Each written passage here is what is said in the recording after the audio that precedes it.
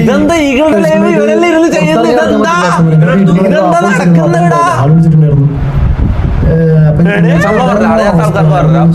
Eagle ഇഷ്ടം എന്താന്ന് വെച്ചാല് ഈഗിളിനെ അറിയില്ലാതെ മണവാള പറഞ്ഞു.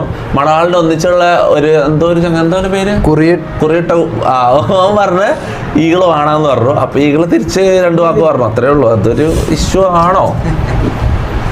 അടിയൊന്നും പൊട്ടിയിട്ടില്ല. മെയിൻ പ്രശ്നമൊന്നും ആയിട്ടില്ല.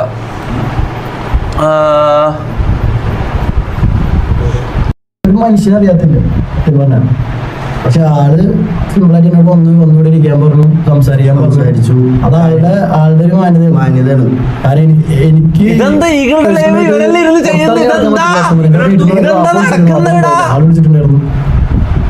അപ്പൊ എന്തായിരുന്നു അവസ്ഥ? കാരണം എന്ന് വെച്ച് കഴിഞ്ഞാൽ പേഴ്സണലി എനിക്ക് മണവാളൻ നമ്മളെ കുറിച്ചിട്ടൊന്നും പറഞ്ഞിട്ടില്ല. എന്ത് ആള് വിളിച്ച് പറയുമ്പോ എന്താ എന്നോട് പറയണ്ടോ ഞാൻ